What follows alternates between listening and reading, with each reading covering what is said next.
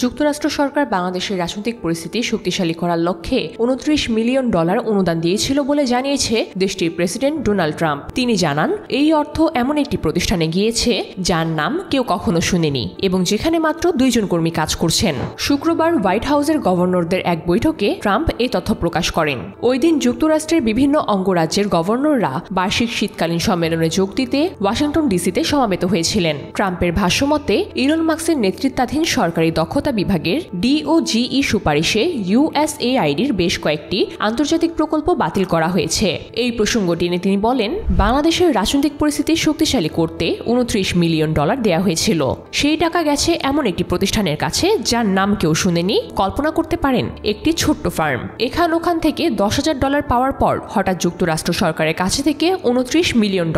ওই প্রতিষ্ঠানে কর্মী ছিল মাত্র 2 জন। তারা নিশ্চয়ই এখন ধনী হয়ে খুব খুশি। এ সময় ট্রাম্প বিদ্রুপ করে আরো বলেন, তাদের খুব শিগগিরই কোনো বিখ্যাত বিজনেস ম্যাগাজিনের প্রচ্ছদে দেখা যাবে মহাপ্রতারক বা গ্রেট স্ক্যামার হিসাবে।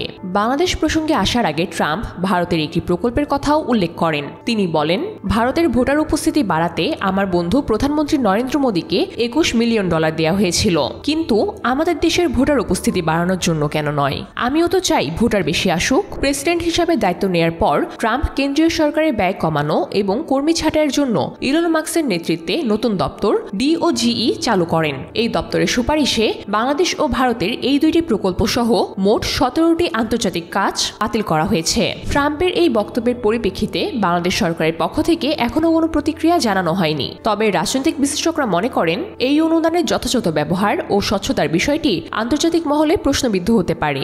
একই সঙ্গে যুক্তরাষ্ট্রের নতুন প্রশাসনিক নীতির কারণে ভবিষ্যতে বাংলাদেশ সহ অন্যান্য দেশের জন্য আন্তর্জাতিক সাহায্য প্রাপ্তির সম্ভাবনা কমতে পারে। বিশ্লেষকদের মতে, এই ঘটনাগুলো বাংলাদেশের অভ্যন্তরীণ রাজনৈতিক পরিস্থিতিকে প্রভাব ফেলবে। বিরোধী দলগুলো এই ইস্যুকে সরকার বিরোধী প্রচারণার হাতিয়ার হিসাবে ব্যবহার করতে পারে।